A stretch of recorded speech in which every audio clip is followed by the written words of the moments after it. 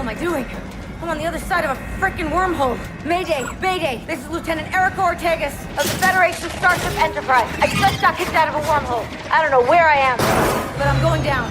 Whoever hears this, come find me at these coordinates. And bring snacks.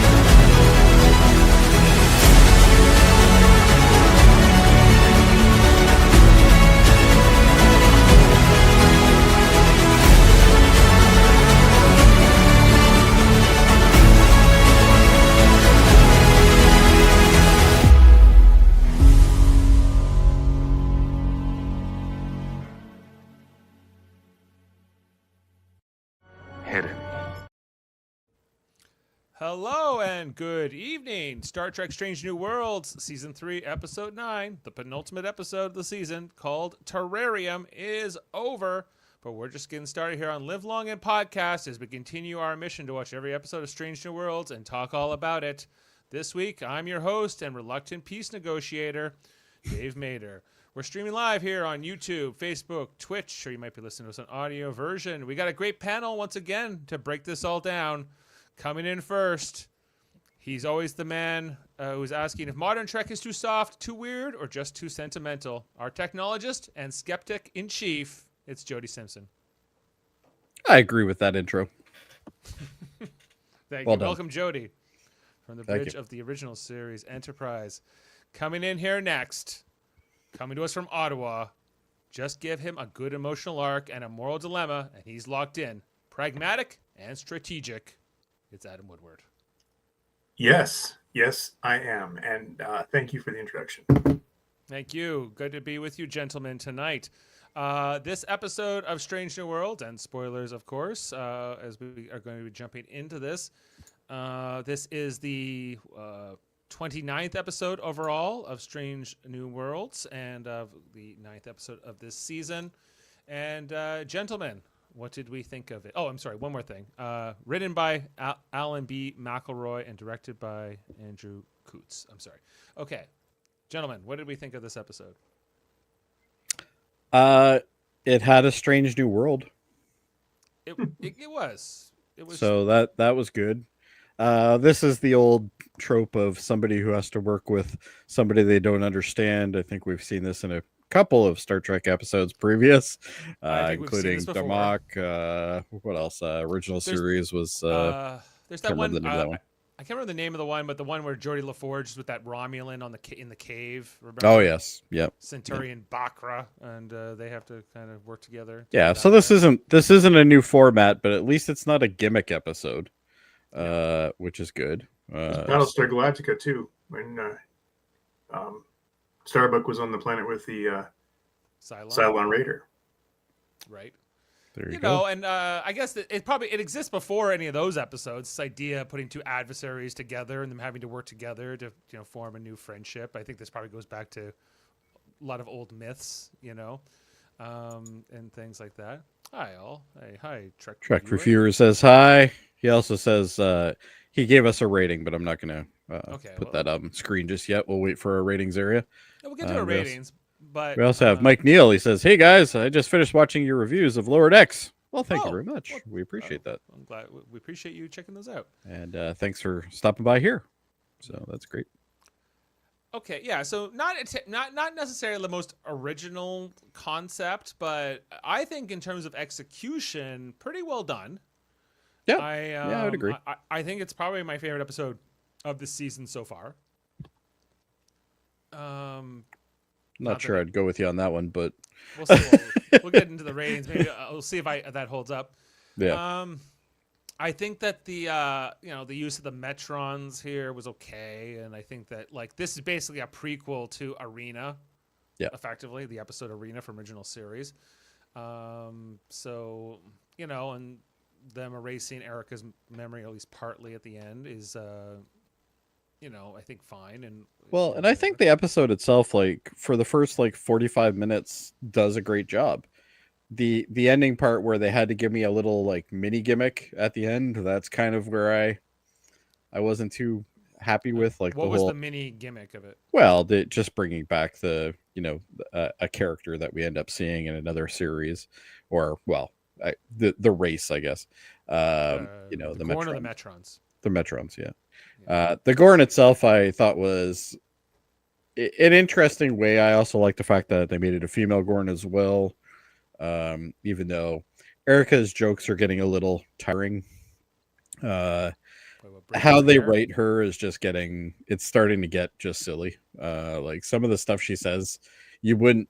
This is a woman who's been through a lot of PTSD. She's got like a lot of issues going on, and yet she's still cracking like these really terrible dad quality jokes. So it's like, I didn't like that part, but overall, I think it was it was better than at least half of the episodes in the season. So, I thought that was all right. Adam, and we have Dark World. Yeah, Adam, no surprise for me, guys. This is a good episode for me. Back on track. After I don't know how many bad ones now. So, quite enjoyed it. I have one big beef with it, but it's more of a writing thing. But all in all, and I actually like the fact that the Gorn looked a little rubberish. A little rubberish. Yeah, I thought that this particular Gorn, it's fine for me. I still like the classic TOS. Classic Gorn. Classic right Gorns. there on my mic stand. I never thought but Dave, I thought that this was getting closer to that tonight. Now, in terms of like Uhura's role in the episode and her particular things, I am not liking what they're doing with her, because I look at this character, and this is a character that I know from original series, who I don't think would do half the shit that this girl does. Mm-hmm. So like just the lying, doctoring the information, stuff like that. I don't think she would do. Just her pleading with, I guess, the captain and number one on, I don't know, like it's not like they don't want to save Erica, but they wrote it into the episode that they have to meet up with the Constellation and bring them in this vaccine. if they had an eternity to search, but they put like a timeline, a bit of more urgency on the mission here. Yeah, and Uhura, which we've also seen before too. We have to get to deliver a vaccine. We've seen this, right? Yeah, that's not a new idea either. But The Enemy, that was the name of that episode with Jody, I believe. I think that's what Trek Reviewer was trying to tell us. I see. Yeah, like just another example of that. So I like it's not that I didn't like that she was trying to be more involved in saving Erica, but I felt like emotionally it was taking a little far. do you think that they would have actually needed somebody to advocate that hard? Like, I mean, they would do everything they possibly could to stay in the area until they couldn't. They absolutely couldn't. Yeah. And to answer your question, I don't think so. No, I feel like everyone's on board with trying to save her, as long as they possibly can. Yeah, even Una's like, if we can, we can, but we also have other responsibilities we have to deal with. But it's also like they're trying to just give that actress more and more screen time. When there's such like to your point, like number one, she doesn't get enough this season. Actually, any season really. She had that one great episode. Astra. Well, I really think Una is more of a side character in the show. Like I think she's the star power of the show more than anything, and I think they don't really know what to do with her. I feel like she's like the Guinan of this show sometimes. She's like she just shows up when she needs to, give a little bit of discipline or give a little bit of advice, and then she's only gone. Had one feature episode that I can remember, Yeah. Or maybe two. Right. Yeah, maybe two. Yeah. Ghost of Illyria, and well, we had a lot of her in the first episode of the series. Like she was a fairly primary person in the first episode, but even then, like, not as much as you would think. But maybe it's gonna be the next. Maybe it's the finale where we're gonna get. It's gonna be all Una. But those tend to be reserved for Pike. And something more. yeah, they're usually to further progress Pike's storyline of Or he's going to ensemble die. in general. Yeah. Or he's going to be, incapacitated. So I guess we'll get to that next week. But like I think Erica hadn't had a feature episode this season, and they had set up her trauma with the Gorn and everything, I guess, early. So I think that the payoff here works okay, pretty well. And I guess it's like this whole thing, like Uhura was dating or is dating Ortega's brother or something. So therefore, Uhura is more family at this stage of her life to Ortega's, and therefore she needs to advocate more. But when you have a season with 10 episodes, you don't really jump into that very often. Like there's not enough time to really progress that need for us to know that she's family, and I'll do whatever I can for my family. And it's like, well, she's not your family, but I get the sentiment, but I just think I just think the execution is kind of poor with that. Okay, and I saw Steve Shives, a friend of the show here. He posted a short time ago that this episode was great until the end, where he felt like it shit the bed. And I don't know exactly what's in Steve's mind about it, but I'm not disagreeing. The problem with the ending I have is the landing party. I get that this idea that, okay, like Erica and the Gorn come together, and therefore then at the end, the Gorn tragically dies based on a misunderstanding, and that's fine, I think. But my problem is just the sort of the specifics of it, because we'll just get to that in a second. I just want to finish my thought here, because I think that the landing party being 4 armed security guards with rifles makes no sense. They have no reason to believe that Erica's even with another person or another being at all. Yeah, they don't know that. Yeah, you're right. If they're beaming down to get Erica, why isn't Chapel with them, or another medical person? Is Chapel even in this episode? No, neither. I don't remember seeing her at all. Or number 1. But it doesn't make sense. Like, hey, okay, like we well, Una's in the episode, but at the end, like, but why did she come down with her? Right, Erica and the Gorn, they set the planet atmosphere on fire. That's the signal to the Enterprise. And then Pike says, "Okay, Lon, go down there and get Erica." Right, and she says, which is fine if you want to send an away team down to retrieve her for some reason. Mm-hmm. But okay, like there should be at least one medical person on this away team. Well, yeah, like the atmosphere burned up. There's a good chance there's some sort of injuries going on. You would most likely need. They have no idea whatsoever that there's a Gorn here. That's a very and good therefore point. Like sending 4, and they have time not only just because it seems like it's pretty urgent that they need to get Erica before this wormhole collapses and before they have to get to the rendezvous. That all 4 security guards had time to change into their battle armor, and then beam down with phaser rifles on kill, set to kill. And then the second they see a Gorn, La'an shoots the Gorn, which of course. Yeah, it doesn't figure out what's going on at all. Just, and this is the same thing that I brought up in our other podcast that we do, which is For All Mankind, when, there's no trigger discipline in these characters, and it's kind of weird. Like, I if anyone's gonna shoot first, it's probably Lon, right? And I agree. And she sees a Gorn, she shoots. That part makes sense. I just think that the scene being like 4 other red shirts randomly with phaser rifles doesn't make sense. That seems like a bad idea. Yeah. Yeah. So anyway, it's a small quibble, I guess, but it just it's kind of strange, the circumstances they I agree. Here. I agree with you completely. And I think you can have the same thing without make it a little bit more make sense. Anyway, Manuel saying, I like this episode, but it was a rework of a TNG episode with George. Well, it's we were saying it's very similar to that. Yeah. Or the Starback episode in Battlestar Galactica, or Cisco and Dukat in DS9. Countless others, and even outside of science fiction, like this is. This is a trope that we've seen millions of times. Yeah, in media. I'm okay with that. Like sometimes you're gonna get stories that are similar. And Mick actually has a question, which is quite interesting. Why was Erica disciplined in the past episode and Uhura wasn't? Oh, she probably should be. If that because yeah, Erica, what it was episode 2 or I think where she got suspended for 2 weeks based on not following orders. We'll see if there's any kind of ramifications here from Uhura, but usually they would have put that in the episode, I think. So I'm still under the guise of that this episode is not in the right order. Like I don't think these episodes in this season are in the order they were intended to be in. It doesn't make a lot of sense. There's no order needed. Well, there should be order if you're going to continue a plot device that happened 3 episodes before.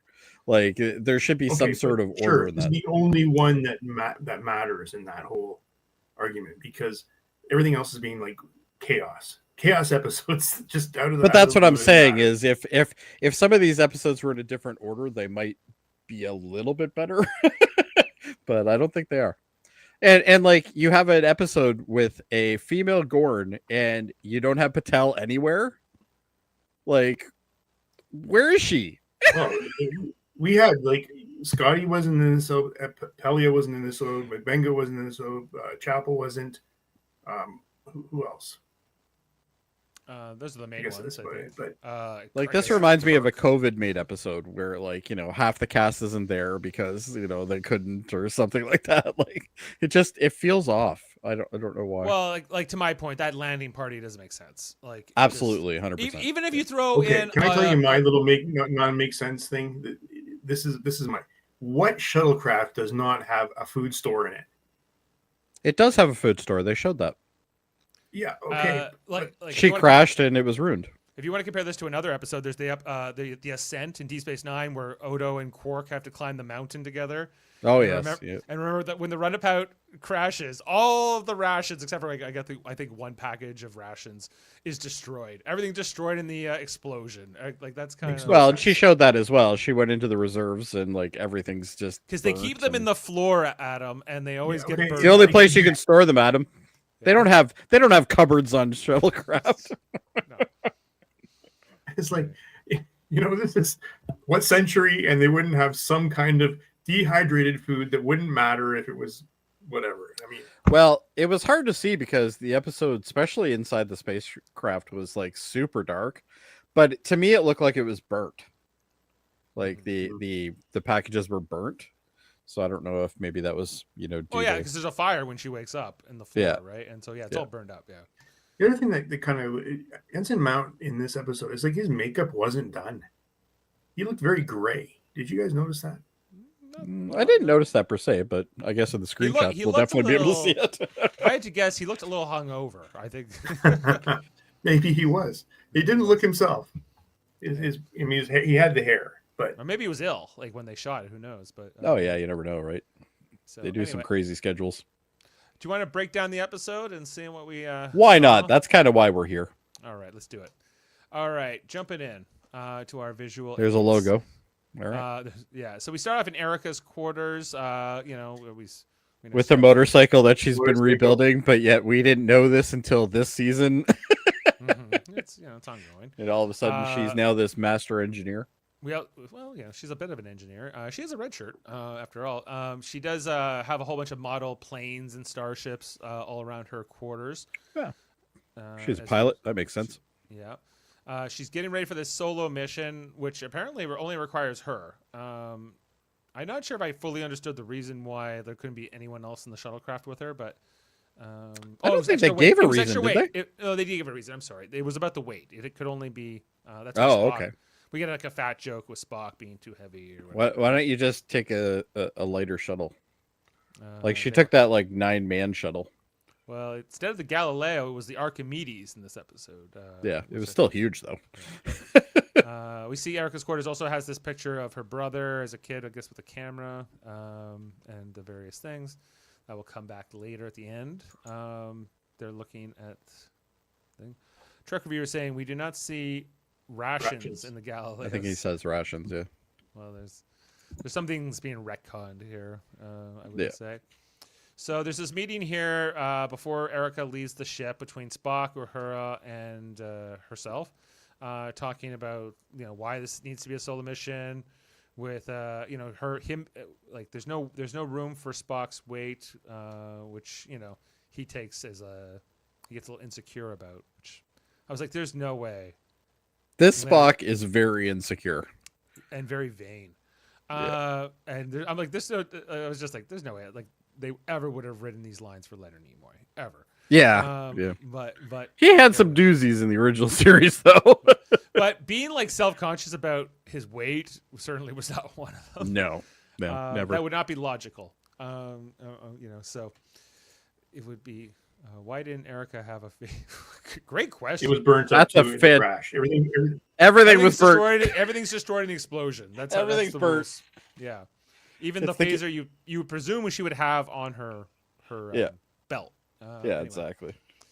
Anyway, so she takes off here after there's a little walk and talk as she heads to the shuttle with Erica and Uhura. Wishing her well. I can't remember if there's anything too specific here said. This is we heard another one of this. This is too. What? He broke it. He's broken up for me. Yeah, me too. Oh, okay. I said, repeat that. Can you hear me or not?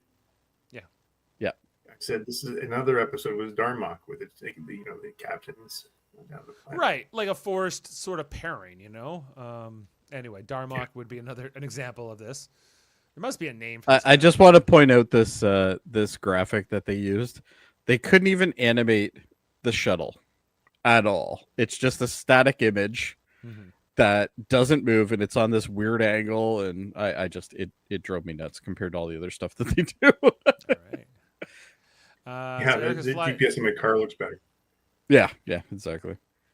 Erica's flying the shuttle to, I think the original mission's to drop down like a subspace buoy or something like that. That was sort of the main. And Erica is got the blast shutters down, and she's supposed to go on instruments, but apparently she doesn't need instruments. She's going to do it by feel,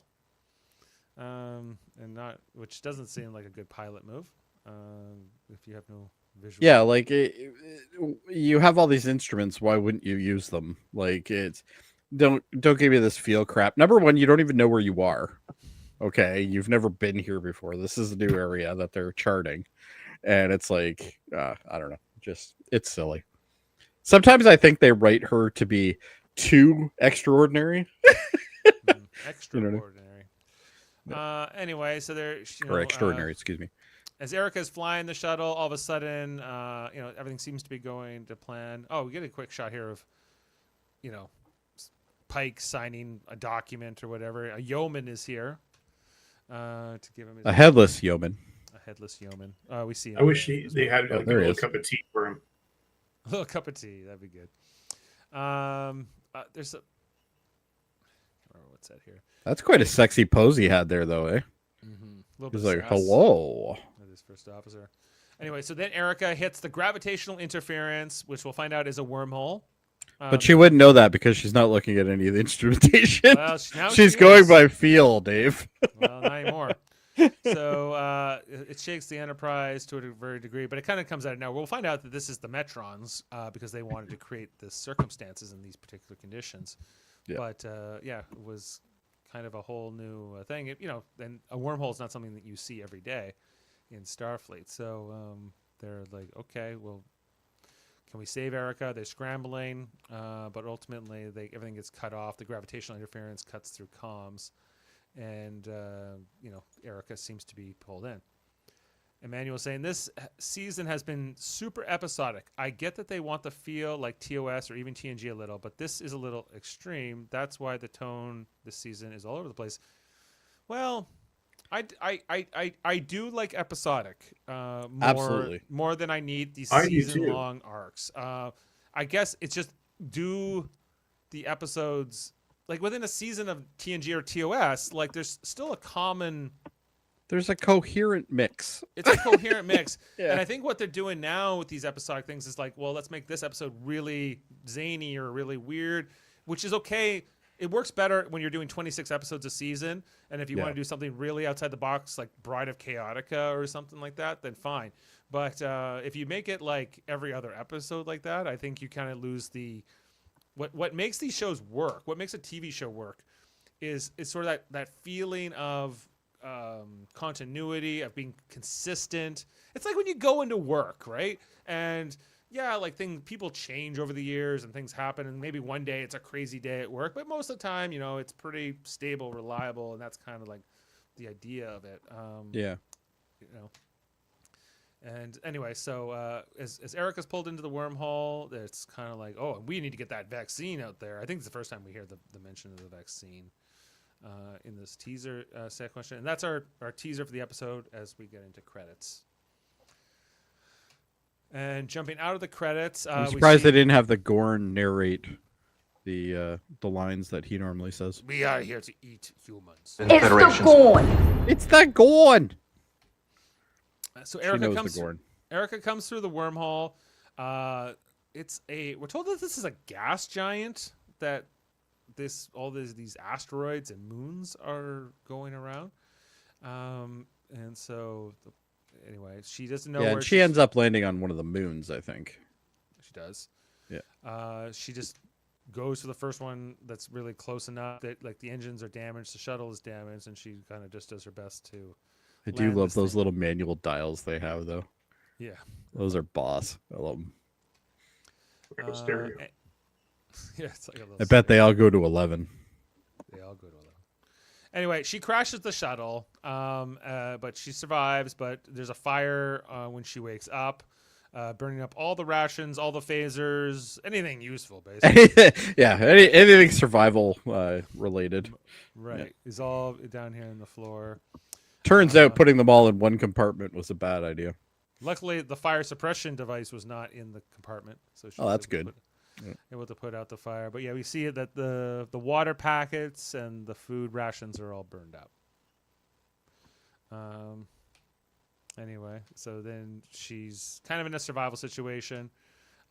She tries to record a log, you know, saying like I'm here, but then the log blows up on her. The computer systems on the shuttle are out. The computer core for that's probably in the same compartment as the food. Yeah. So she's like, okay, I need to find water. I need to find food. I need to find shelter. So the shuttle is in itself, like, you know, serving as a shelter at this point. So she then creates like this water condenser using different parts from the ship, the shuttle, to create this thing, which I guess I enjoyed this part. I think, okay, like, you know, solving problems is a big part of Star Trek, and I enjoyed absolutely, this. Yeah.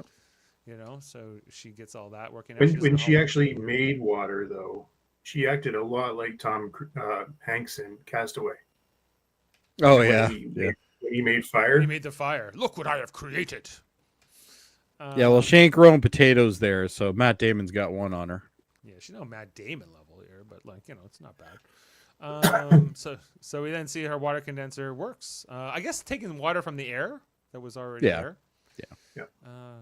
And you know, she's able to get a drink, which she's very impressed with herself, as Adam was alluding to. She then gets this other kit, which includes no phasers, but includes a knife and like a little fire kit. Yep. I like how they have the Delta in the fire kit. Yeah. Was that really necessary? And the Delta and the knife, you know, just in case, you know, they love to put the Deltas on things. The knife looks more like a, you know, an old timey shave device, you know. Like okay, like hey guys, Trek reviewers' last comment there. You know that those old flashlights on Next Gen where they used to carry like this. Yeah, the little prism ones. It made no sense to take up a hand, you know, when you have a little box in your hand. No, so, like yes, I totally agree. These lights on the shoulders are I'm totally fine with them. Yeah. Yes, they make sense. We saw those in Enterprise though. Their suits, their environment suits had them. Yeah, again, like I don't know what happened in Next Gen. Too. Yeah, Discovery as well. Yeah. Yeah, this is just kind of an update on the. Literally, TNG was just like, I want a flashlight, and it has to be a big wedge that's awkward to hold. It wasn't like even a at wedge, the time in the 80s and 90s, like this idea of a flashlight not being powered by like AA batteries was kind of like. You mean D C or D batteries? Yeah, the big fat ones and everything else. Anyway, so then Erica is able to look out of the shuttle. She gets the screen doors down, and we see that this is a very desolate moon, I suppose. But I guess it has an atmosphere, and it's warm enough that like you could walk outside without like a suit. Makes no sense. It does. It feels like unless this gas giant, which looks more like a star to me than a gas giant, but we're told it's a gas giant. That it's orbiting. It must be very close to a star, right? For this moon to be in the habitable zone of its planet. Anyway, back on the Enterprise, we see that they're trying to figure out how to save Erica, how to get to her. I guess they had dinner while they met, which was I guess a nice touch. They're not stopping to work. Get coffee coming around, and we see the devastation on Uhura in particular over this whole thing. As they're trying to discuss if they can save her. You know, I just learned something, Dave. Did you know the flashlights in TNG were actually called palm beacons? I did not. I didn't either. Did they ever That makes refer them to sound a little bit cooler. Yeah. Is that a fact, or is that Trek reviewer making that up? No, I I actually looked it up. I wasn't even looking at the things, so he must have looked it up at the same time. I never remember them saying that out loud. I don't think they did. Yeah. See, look at that! Look at that makeup on him. Yeah. I don't know. There was like sometimes these characters look weird. Anyway, so they're discussing more like we have to meet up with the Constellation. If you don't remember, the USS Constellation was the ship of Matt Decker in the Commodore Doomsday Matt Machine. Decker. Well, but at that time he's Commodore Matt Decker. This time I guess he's still a captain. So so they call him Captain Decker. Is that the guy that was looking for Viger? No, that's his son, That's his son. Okay. William Decker. William Decker. Commodore Decker was looking for the planet killer. Oh, that's right. Yeah, and he takes command of the Enterprise, and he almost gets the Enterprise destroyed, trying to destroy. He looks horrible. Like that was the worst makeup ever. He looks way worse than Pike looks in this episode. Yeah, he did. So I will say though, with this screenshot, I think you're right, Adam. He's definitely looks like he's like undead or something here. It's like they didn't light him right, or they didn't put. I don't know what it is.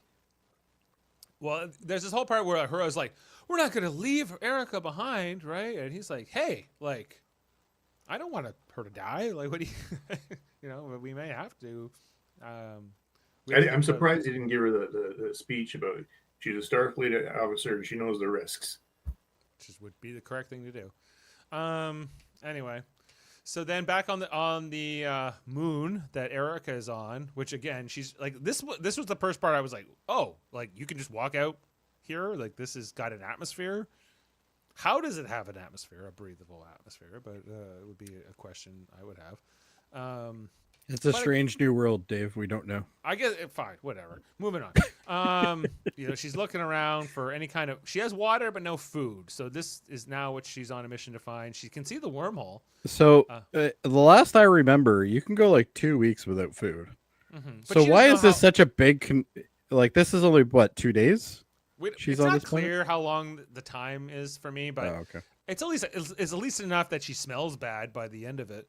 So it's got to be at least a day or two, and so she's looking for food. But yeah, you're right. I was like, is this really the priority? Is this what we should really be worried about? I feel like communications more, anything you can do to establish communication would be more of the priority. The longer time goes on, sure, you need food if you can find any. No, at least it's a strange new world. Hey, you got that coming here. She then figures out that this moon or whatever it is not in a normal orbit, and I guess every so often it actually crosses into the gas giant's like atmosphere, right? And gets gets burned up and crushed.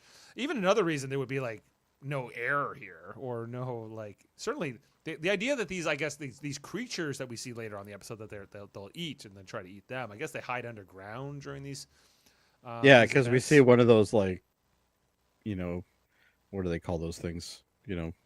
Millipedes or whatever. Yeah, right. You see one of these little millipede things come out of a hole later on. And even if there was an atmosphere here, you would imagine that the radiation alone would be pretty deadly. But anyway, suspend disbelief. Anyway, Erica's looking around for her food sources. She eventually sees these Why is it lights. square? Like ergonomically, why is this thing square? This makes no sense. But anyway, she's looking around. She sees like these lights flashing at her sometimes. Like we'll find Go, out. that- go back, Dave. It's a square box, but a round spy hole. yeah, Cool. which I'm okay with that. I just think from like handling this, that'd be kind of stupid. But I guess those were designed by the same people who did the Palm Beacon lights. Palm Beacon lights, right? She sees what we'll find out is the Gorn's camp here, like the crash thing. So the Gorn was also shining the light at Erica. Was this the Metrons trying to bring? I think it was the Metrons getting her to go that way. Get that way, yeah. Okay. Right. Well, of course, Erica has her little shoulder lights on. So back on the Enterprise, they're studying the wormhole and how to get through. And Erica hasn't, or Uhura rather, hasn't like found the signal yet. They're trying to see, like they for all they know, he does look bad there. for all they know, Erica is dead. So they're trying to think like, okay, when do we have to call this off? But eventually, I guess they do find the signal. No, it's their signal relaying back at them from the wormhole, right? So I think this is when they figured out that there is a wormhole. Well, they already know it's a wormhole, but they just don't know where it leads and whether. And I guess this is like Spock saying like she could be dead. Like we don't.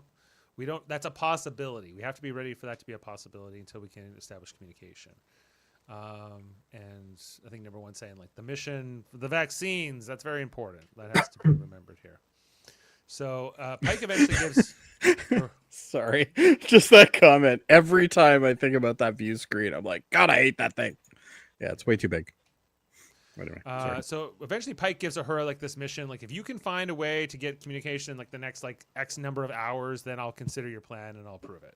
Right? Until then, you have. Which I think is a realistic stance. Like, he's got another mission he has to do. It's one person. Spock later on in life will tell us that the needs of the many. Needs of the many, right? Right. So totally makes sense. So Uhura gets to work. Meanwhile, back on the moon, we got Erica eventually approaches this camp, not knowing what she's getting herself into. Finds various like trinkets here, like bowls and different things that have been made. She's finding that kind of interesting. Looking around, and then she sees somebody approaching back at the camp. We see these eyes, and it's not quite sure what we're looking at here. And then she kind of takes another look, and we see it's a Gorn. And you're like, uh-oh. And she, we know Erica's dealing with some That's trauma. the Gorn. She's holding up her hand that got partly melted off, by those Gorn digestive things. So she hides as the Gorn. We never get a name for this Gorn. The Gorn female. Gornia. Huh? Gornia. Yeah. We have a meeting back on the Enterprise in the Ready Room where they still. Yeah, we got to see the NX again. No. It's still in the background. It is. Yeah, you might not have caught it, but it was there. Okay. Anyway, so Spock says like these wormholes could go to any place in the galaxy, or a different galaxy, or maybe even a different universe. Like a mirror universe, maybe. Maybe, well, actually, we know that they can. So most of these scenes are like Uhura. We all care about Erica too, but we have another mission. We may have to Yeah, they almost made everybody at this table, other than Uhura, like a mean person for this episode. Well, I think that's so weird. That's from Uhura's point of view, right? Where they're all which is fine, but it's just like these people have jobs to do. Like one person is not, Yeah, but and they don't want to leave anyone behind, But of course they don't, but they kind of have to. Right. So then, we go back to Erica, who's hiding from the Gorn behind this rock. But then she kind of hears something, and I wonder if she's wanting Dr. Crusher's. Probably. Anyway, then is this where she gets attacked by the Gorn? Yeah, the Gorn grabs her by the throat, and Erica's saying get it over with, just kill me. But then The Gorn then throws Erica as we see this other thing coming out of like the lava tube or whatever it is, the subterranean burrow, as this like millipede like creature, a giant millipede I would add, comes out, and the Gorn like then goes after it, and then takes it out, and Erica is kind of confused by these events. Down on the Enterprise, Uhura is running simulations on how they could try to go in with a shuttle and save Erica, but every time the shuttle gets getting destroyed in like the simulations, and Spock's like, it's probably not going to work. And she's like, you can shut the hell up, Spock, until we can figure this out. Am I missing anything with that? I think that's pretty much what that... No, that's pretty much it. Yeah. Yeah, that's But Spock's attention to detail later on, when they're talking about the probability of, them successfully doing it, and she monkeys the numbers. Why wouldn't he have figured that out? Because he was there the whole time. Maybe he did. Maybe we know Pike did. So maybe he goes along with it as well. Because she bumped up. And why does the pad? Why do the pad allow them to monkey numbers? I don't get that either. But no, that doesn't make sense to me either. Anyway. So the simulations are going well. We see back on the moon, the Gorn is ripping apart that millipede thing. Erica's still confused by all of these events. Eventually, we see the Gorn like throws like a piece of this animal to Erica to eat, like as a little peace offering. I like how she's trying to explain to the Gorn that she needs fire, though. It comes a little later, but yeah. Oh, does it? Oh, okay. Right. She's like, well, I'm hungry. Are you like, okay, you're hungry. So she goes for it and eats this gross thing, which I thought was fun. And then later on, she's still kind of hanging around here at the Gorn camp. The Gorn goes to sleep, I guess, after the meal, and she sees like this communication device that's in the camp. So she decides to steal it from the Gorn. Gets in there and pulls it out. The Gorn never wakes up, and then she kind of runs away with it. Yeah, you should totally piss off the Gorn that's on this planet that you're stuck on. Yeah. Makes sense. She's seen those Metron lights again, and not knowing what to make of that. But then she sees the storm coming, and this is where she gets attacked by the millipedes, right? Yeah. She starts running.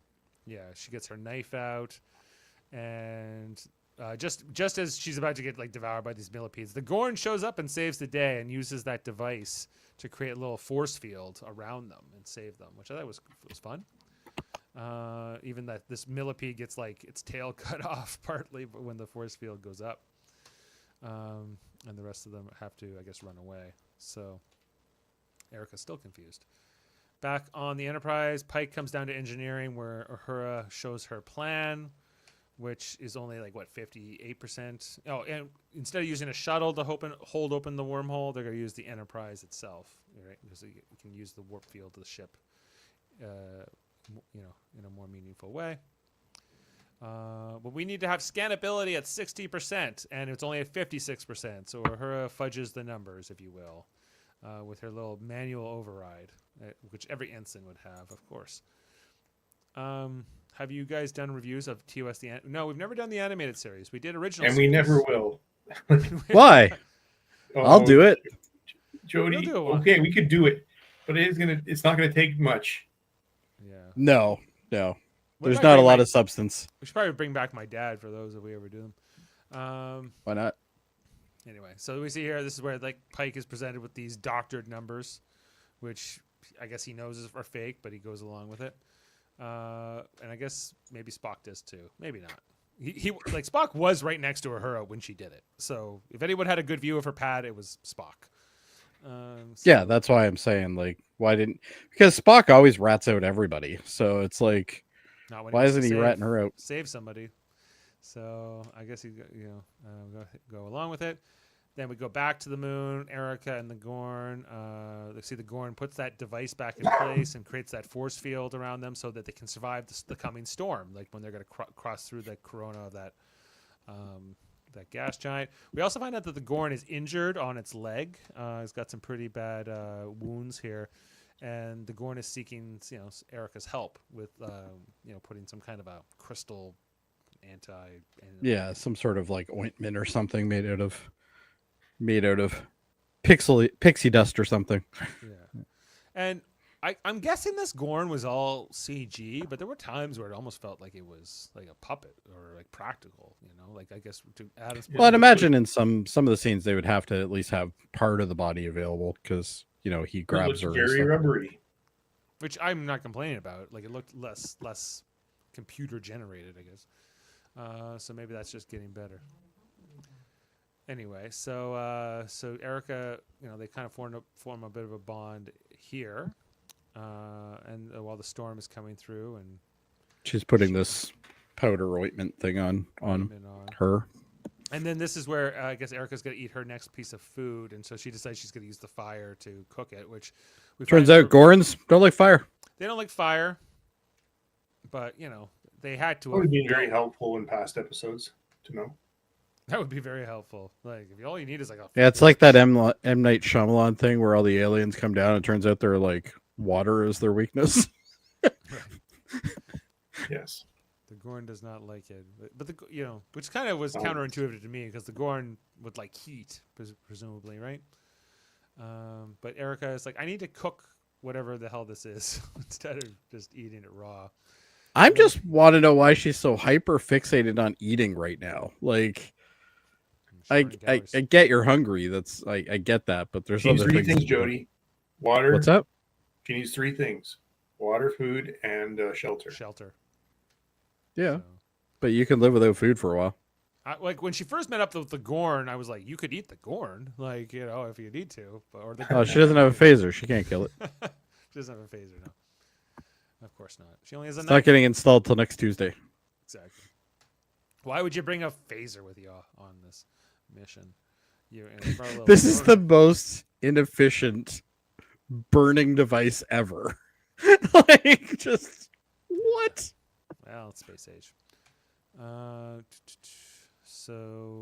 Then there's this conversation here with Erica and the Gorn, which is like, oh, you're a pilot, right? Like, I'm a pilot. I fly around, and are we the same? Like, we also find out we'll find out that the Gorn can understand the human, like our language, but not. But we can't understand them. Yeah. Yeah, they're just a bunch of screeches and whatever. Which kind of makes sense, though, and I think she even dabs into it. It's like, well, a hunter needs to understand their prey, kind of thing. No, but then she corrects her and says, "Not prey. We just consider you the enemy." I guess they just eat them because they consider them a threat, and they're hungry, or they're just really hungry, or both. Yeah. So anyway, she sees the wormhole. It seems to be getting smaller. Truck reviewer saying the animated series review. Hey, Scotty has no pants on. All right, well, we'll have to check that out. Not sure what we're talking about there, but maybe I'll find out. So Erica's able to kind of create this device, like out of her tricorder. She's able to create a sort of a universal translator. So at least there could be yes and no answers from the Gorn. Which I didn't mind that. I actually thought that was kind of a neat way to do it. Mm-hmm. Because, like, you also, the way that they're saying just the yes or no also can be interpreted differently during the conversations. So it's kind of interesting, I thought. Yeah. I don't think this is a CGI. I think this is a practical, like, rig here with this Gorn. Could be, yeah. There might even be an actor, like, doing the Adam, hands. you need to find that out for fun facts. Finding out. Dave's putting me on a mission. You were on a mission. Make sure you don't get lost in a wormhole. But there's a lot of information exchange here, between Erica and the Gorn here. I'm not going to recount all of it, but then they start playing games. They'll start with either checkers or I guess it's chess, right? That they're playing, which is kind of fun. Yeah, and she's trying to explain how like knights work, and they're the only ones that can go, above to jump over things, and then like, checkmate in 3 moves from the Gorn. It's like. Right. And the Gorn is really good at chess, and then we'll find out, they'll play a Gorn game next. I'm just going to skip ahead. The Gorn Which was like some sort of kind of board game. Like they had to roll and move depending on what the roll was. And it was kind of they were rolling with like animal parts. Yeah, different bones and different things that were. And then you have to eat a bone at the end if you win. Eat the bone at the end. That's the tradition, right? It almost reminded me of the Mocklins, right? Yeah, it's like the Mocklins, yeah, in Orville. The Orville. She's like, eat the friggin' thing. You won our game. And she's like, okay. And then she like pretends to eat it, but then she'll turn this into a trophy later. But I love the Gordon's like, good, eat it. Yes. You know, that was fun. Then the Gorn. So this is not a CGI. Not a CGI Gorn. And I think it really works a lot better. I think it looked great. Yeah. So this is where Erica starts trying to get the device going here so she can. I can't remember what was their original plan to create a rocket, or I can't remember what they're trying to do at this stage. Oh, I think she's just trying to communicate. Create communication. Yeah. Gets the device kind of working better. Boom, boom. She's like, I need this away party to show up with all their guns. Right. Oh, there's this conversation here. Like, if they can get rescued, does the Gorn want to be rescued? You know, because the Gorn are kind of, I guess they have kind of like a Klingon sort of morality. Yeah, they want to die in battle or whatever, yeah. Die in battle, being considered weak, or like, you know, like any kind of a survivor is not okay. But then they also have escape pods, I guess. So, you know, it seems like you wouldn't have that. I guess it's up to the Gorn. I guess it's up to the individual Gorn. So, you know, them discussing those things, but she's like, you can come back and live with us. You can come be in the Federation or whatever. The Gorn keeps saying, disagree. Okay, so then finally the Enterprise is ready for their maneuver where they're going to try to, like, you know, jam the mouth of the wormhole open. We see Spock in the captain's chair, and Pike is actually at the helm with Una, he is the best pilot on the ship. Because Erica's not present. Because Erica's not there, yeah. Which apparently Una takes exception to, because she considers herself to be the second best pilot. Oh, I'm sure there's lots of best pilots. Yeah, well, I never once did we ever. Well, there was that one episode of Next Generation where we saw it was with the booby trap, like the yes, you know, and we saw that Picard took the helm instead of Wesley. All right, so I got clarification on Scotty with no pants. Apparently, there's a scene in the animated series where the artist forgot to put the pants on Scotty. Sure, forgot. Well, we have to review it now for sure. Okay. At least that episode. Yeah. We have to do that one first, for all I know. Anyway, so they're flying in here. This didn't seem like it was that complicated of a flying maneuver. You're literally just going to fly your ship into the middle. It's a wormhole. You just have to fly towards it. It shouldn't be that hard. We see Uhura like praying at one point. Oh, this is just so much. She has this face through this whole episode. Yeah. I didn't care for it. Quite frankly. Resting cry face, yeah. Yeah. But the Enterprise is trying to get that wormhole open and using its warp field to do that. There is so many bad things I can say about that, but I'm not gonna. But they finally, with this, now they're able to get the distress call that Erica had sent earlier, probably in part because of that subspace beacon that was launched right before she crashed. They can see that, she might be on one of these moons, but there are a lot of them, right? So Pike says, start with the closest one, and we'll go from there. Of course, that never works. Anyway, and so there's some conversation here between Erica and the Gorm. They're like, do you feel like those lights are watching us all the time? 'Cause I sure feel so.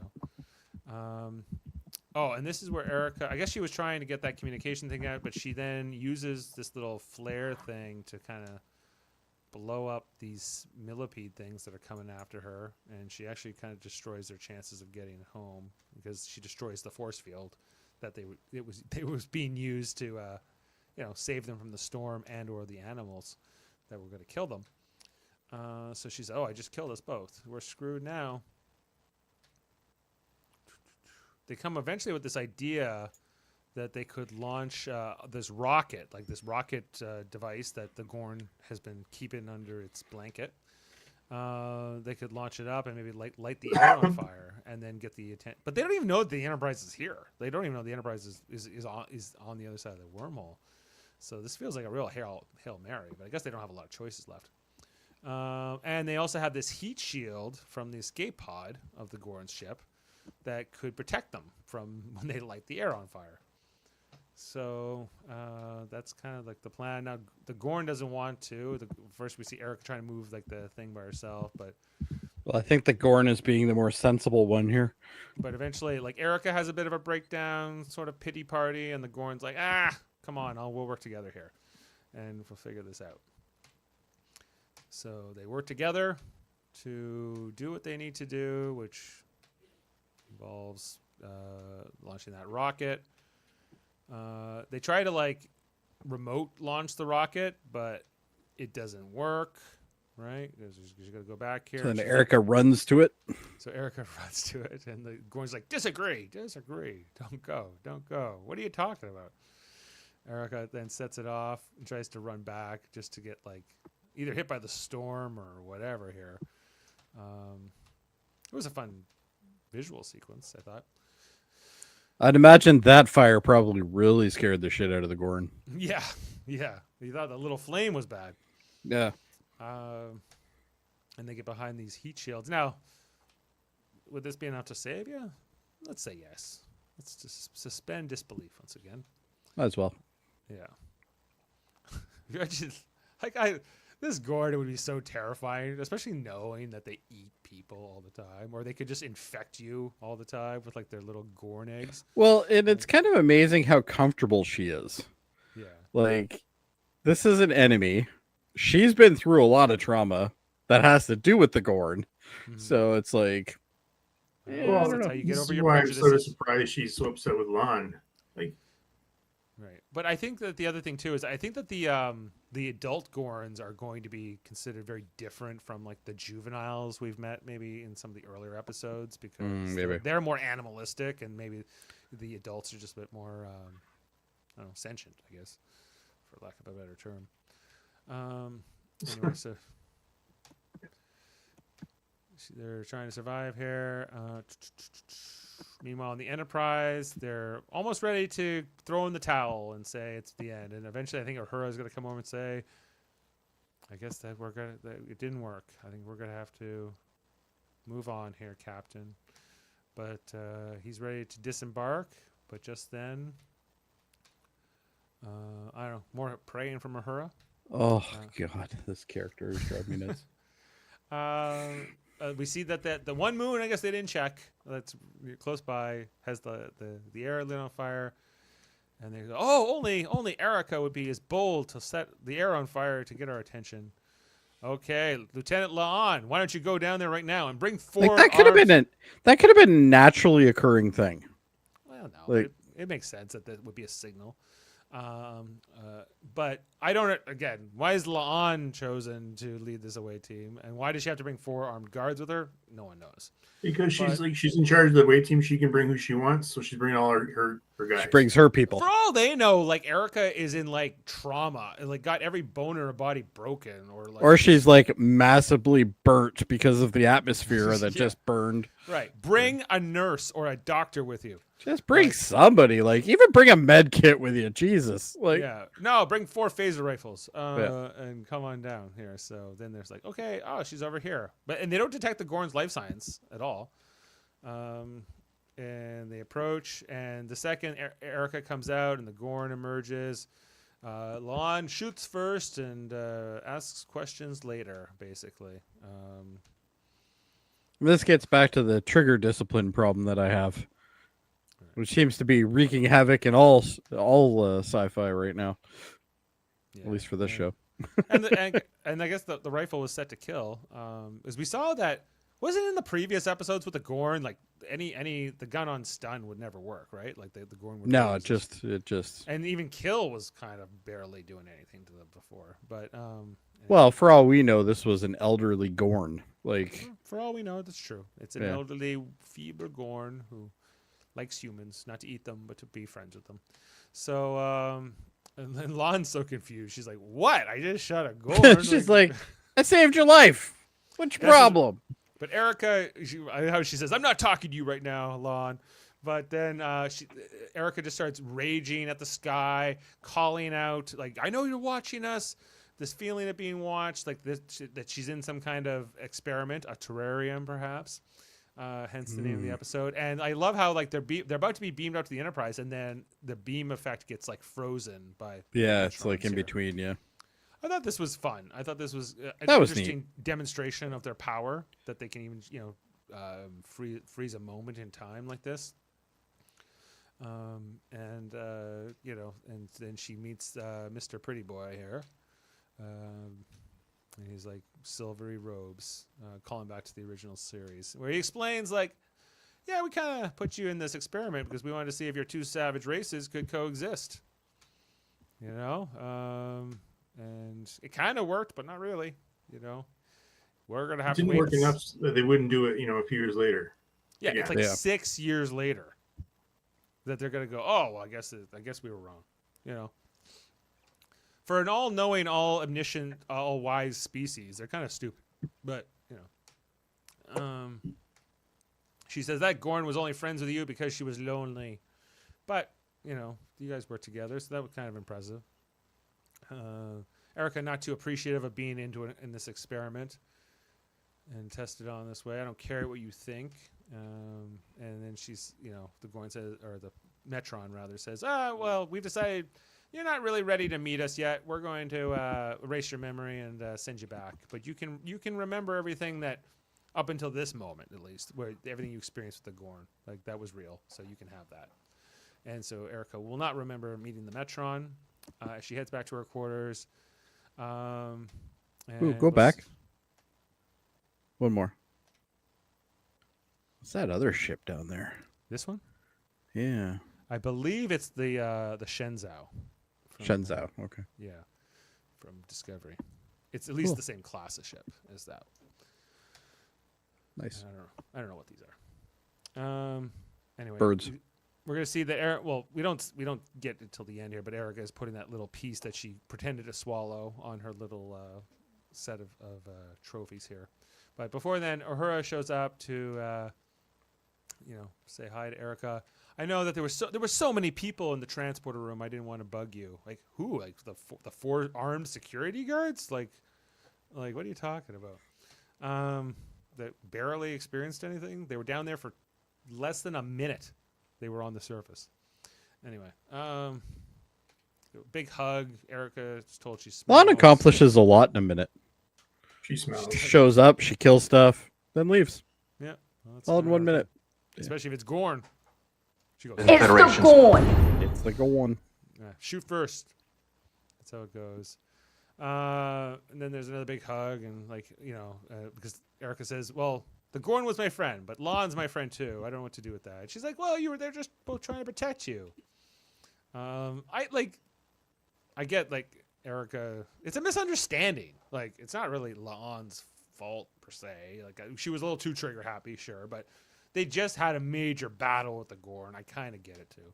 So how you could have an accident of that sort. Well, and if this episode came as the second episode in this season, that would make perfect sense because they literally just finished it. And I think the feelings coming off of that would have been more fresh for us as the audience, right? So yeah, exactly. It It just feels like I go forward and then I go back, and then I go forward again, then I go back. Just with the way that these episodes are laid out, it's just so weird. And we see that the piece that she kept from the Gorn's game has been added to her shelves. So that is the end of the episode in terms of it. And, not bad, not perfect, but pretty good, I thought, overall. Have you guys changed your opinion at all? Not really. Yeah. Fair enough. I still liked it. It was good enough. Is this the part of the show where we find out any trivia or anything we don't know? I'm just looking for something. Fun facts with Adam. Okay, so they say here this is the first episode of the series to be centered around Erica. Is that true? It might be, actually. I think that Be centered around her? just She an seems to be Erica pretty episode. active. Maybe she's never has a feature episode, but she's always busy. Yeah, I don't think that she's had an episode where it's just her. No, I guess not. Well, Adam, if you remember when we were on the Star Trek cruise, I think we went to go see Eric. I don't know if you were there at that particular time, but she was asked about Strange New Worlds season 3, because when's it coming out? And she was very much like, I would very much like to know when this season's coming out. She was getting frustrated with it. Oh, I was there for that. Yes, I did. You were there for that, right? Yeah. And I get why, because she has this big episode. Like, this is maybe one of the biggest. I'm not sure how much other work Melissa Navi's done outside of this show, but maybe this was maybe the most dialogue she ever got in an episode or something. My problem with this episode is not her. My problem with this episode is how she's written. Uhura is written. Past that, I think it's a decent episode. I would agree. I think this is a strong episode, one of the strongest episodes. I still like the first one better, but I will say this: I do like the fact they haven't ended the Gorn with hegemony. Oh my gosh, Hegemony. Thank you, Hegemony number 2. I'm glad they just didn't end it there, because this is it could have ended right there, but I'm glad they haven't done that. I don't like the Uhura role in this episode at all. No, this is not the strong woman we know. Like, this is, and I get it. She's younger in this, obviously, but like, if you look at the difference in like a couple of years, she's going to be on the Enterprise very soon with Kirk and all that, and it's like she wasn't that person at all. So I can understand people change. I get that, but just some of the writing is very questionable for her. Yeah, but I mean, in general, when we get to ratings, I'll tell you mine. But there was a reference to Gilbert and Sullivan in this episode. Oh, really? Yeah, and I didn't catch it, but apparently there was. And obviously a callback to Star Trek Insurrection. Well, what was the reference to a British tar like in this one? I don't know. But did you know this? Number one, her real name is Rebecca Romaine. Anyway, she is actually a Gilbert and Sullivan fan, and appeared in many Gilbert and Sullivan stage productions. Who did? Rebecca Romaine. Una. Oh, Rebecca Romaine has. Yeah. Okay. And then finally here, this is the first episode that showed the Metron since the arena in 1967. It's interesting that we've gone through so much Star Trek with never bringing these characters back. But we've had characters like them. Yeah, but they haven't had them. Yeah. But Like Kirk was able to. Sorry. Kirk was able to do what Ortega's wasn't, and impress him enough to keep the Gorn alive. Right. Well, and I gotta think that actually Ortega's did a better job of it. So yeah. I think. Well, she certainly did more of like in terms of bonding and showing that peace would be possible. All Kirk does is not kill the Gorn at the end. Yeah. Why is that? He's like, I didn't kill him. Right. Give me medals. And the Metrons are like, sure, but yeah, like, they're like, oh, you're the greatest. Of these powerful, omnipotent beings, like we know they reference the Organians many times after. Like the Organians, I think, are probably the closest analogy to the Metrons, other than maybe the Q continuum, I guess. In terms of the Organians were the ones with the big. They were the ones on the viewer, right? The Organians are the one. So if you remember the episode in the original series with Core, where like it's kind of like there's this Federation Klingon war that's kicking off. Yes, and they brought them together. There's another one. Oh, okay, yeah. And they think the Organians are like this like non-advanced species, but then the Organians reveal themselves to be like super advanced and not even humanoid. So it's kind of like this whole like subverting. Weren't they like talking orbs or something like that? Like, right. No, you're thinking about another one. You're thinking of the one with the orb. You're thinking of another one with almost the exact same premise. There were a lot, but there are many species in Star Trek that are like they were once like us, but humanoids, and they've developed. They became way more. Yeah, powerful. they developed and they no longer needed their limbs, right, or body or form. Oh, they are. They're sort of they're just lights that talk. Mm-hmm. Talking lights, blowing balls of energy. I like this episode, the Organian episode. Okay, I remember that. Any other trivia, Adam, that you wanted to share? Nah, we're moving on. Let's go to ratings. Okay, because everything else I think we've mentioned. The plot of this episode is similar to the original series episode Arena. The story is also similar to the episode The Enemy. And the Star Trek Enterprise episode Dawn we forgot about, guys. Remember where it's Trip and... Oh, yes. Yeah. Is he stuck with like a Suliban or something like that? Or Yeah. like, Yeah. something like that, right? Oh, I thought you were going to call the one out where he got pregnant. On the boat? No, not On the similar boat. to that one. I won't go on a boat anymore just because of that. I don't want to get pregnant. What is this? It's just a hostile alien, right? In that episode with Don, I don't know if it's a specific species. Okay. We also the alien that fed of hate in the Day of the Dove. Yeah. Oh yeah, the Day of the Dove entities. Sure. Yeah, as we said when we first started this podcast, this is not an original concept by any stretch. No, But it still works. still works. Okay, I'm ready to get to ratings then. All right. Let's do it. Let's rate this. Okay. Well, it's my favorite episode so far. So I feel like Really? I thought it worked. But the ending kind of let me down. The ending is the worst part of this whole episode. That's what the general theme is on the reviews right now that I'm seeing. Yeah. People liked it until the ending. Or until Uhura was on screen. But That was my problem. I do have some negatives with it, so maybe it's not my favorite. 8.5. It's pretty strong, but it's not. I don't know if it is my favorite. No, I ain't going that high. I can tell you that.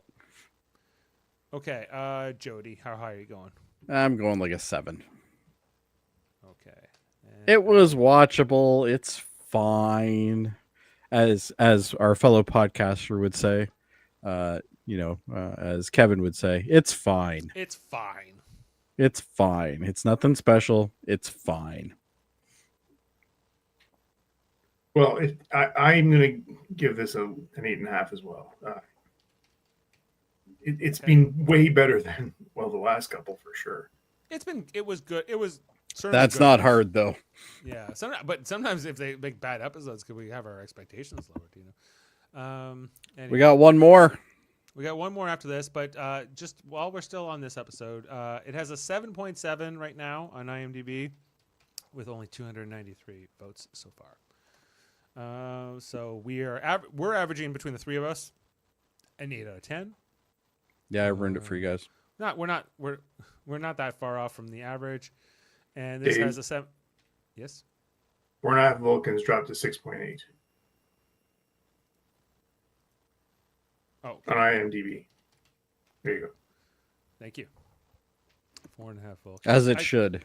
It was a garbage episode. Oh, we got to go back. What is Starfleet 6.3 now? 6.3. Okay. That's still too much for that episode. Is number 8.4 now? Just to let you know, Trek Reviewer already gave us his rating. He's That given was it a 5 5 out of 10. I've been sitting with this 4.5 Vulcans for a week, and I feel like I gave it too high at 4.5. I think I did that mostly for the joke of it, but I gave it a 5, and I'm rethinking things for sure. I was in the car I'm gonna leave thinking it about there this for episode. This episode was the funniest thing about this. It was kind of funny. Was Pike yelling? That was great in that weird Right. voice. that was about it. Yeah, that's why I gave it a 5. I think I need a little bit more from my episode than just Pike yelling. 1 out of 3. Anyway, I don't like it. All right, so with that wraps Do we have up the name for the next one, Dave? we do. 1 second. I didn't know they released it yet. Oh, it's New Life and New Civilizations. we might get a planet. Don't count on it. Well, that's supposed to excite you, Jody. It's not. I wonder, do you think it's gonna be a cliffhanger episode? Do you think it's gonna be a setup to Yes. season 4? So it would be like New Life and New Civilizations Part 1. Is what we Well, keep no, saying it'll here. be that, and then the next episode will be the next line in the thing. So you got New Life and New Civilizations to boldly go. So could that Boldly be the, go. Yeah. We never had that as a title. All right. Well, tell us what you think about this episode, everyone, in the comments. Indeed. Or like, subscribe, and check out all our great content. We appreciate Mike, who is checking out our original series. Yeah. Thanks. Checking out our Lower Deck stuff, and we've done all kinds of shows here, like the Orville, and right now. And for Mike, we might have to do the animated series now. We might have to do it. It's only like 30 episodes. Or Yeah, something. we can brush through that We in can half get a through year. that. No problem.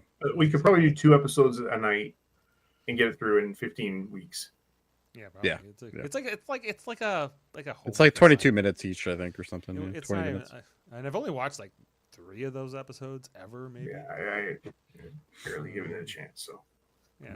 So, we'll So, give it a Mike, shot. we'll only do it if you promise to continue to stay here Okay. and bring some friends. But, yeah. So better check out. than doing Gilligan's Island. We've talked about things like Lower Decks, and We're not doing Gilligan's Island because what's his name hasn't shown up in a while. So Sam. I don't know where Sam is. I think he's on holiday.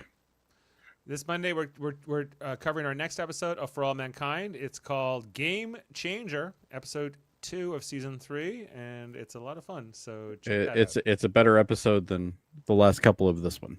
Did you watch it already? I've watched part of it. Yeah. Oh, okay, cool. Right on. Well, thanks for being with us, everyone. Thanks to Adam. Thanks to Jody.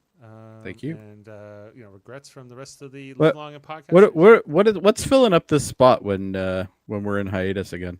Next gen. We'll be up. Next start gen. We're going back to next gen. season. Oh, 3. we're doing season 3 too. Yes. Yeah.